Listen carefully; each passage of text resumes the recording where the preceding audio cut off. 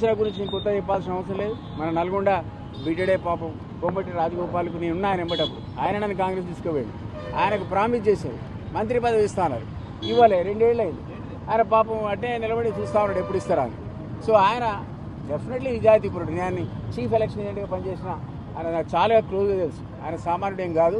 నాకు తెలిసి 3 నెలల లోపల కాంగ్రెస్ ప్రభుత్వానికి కూలదూస్తాడు. ఆయన ఖచ్చితంగా కూలిపోతుంది కాంగ్రెస్ ప్రభుత్వం. ఆయనతో పాటు 30-40 మంది ఎమ్మెల్యేలు నాకు తెలిసిన వాళ్ళే ఆయనకి టచ్లో ఉన్నారు. కాబట్టి పాపం రేవంత్ రెడ్డి గారు ఏమి ఇంకా కంగారు పడాల్సిన అవసరం లేదు. ఎట్లా పైసలు లేవు, ఆయన ఏం చేయలేంది లేదు, మనకే చెప్పాడు.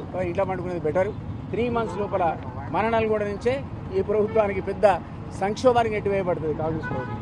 ఇది ఏమున్నా సరే ఆ సంక్షోభంలో పోని వాడు కూలిపోడు గ్యారంటీ అని చెప్పుకుంటా కూడా స్థానిక సంస్థల గురించి నేను కొత్త చెప్పాల్సిన అవసరం లేదు. మన నల్గొండ బిడ్డడే పాపం కోమటి రాజగోపాల్కు నేను ఉన్నా ఆయన ఎంబటప్పుడు ఆయన నన్ను కాంగ్రెస్ తీసుకుపోయాడు.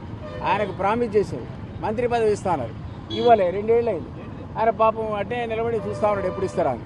సో ఆయన డెఫినెట్లీ నిజాయితీపరుడు. నేను చీఫ్ ఎలక్షన్ ఏజెంట్గా పనిచేసిన ఆయన నాకు చాలా క్లోజ్గా తెలుసు. ఆయన సామాన్యుడు ఏం కాదు.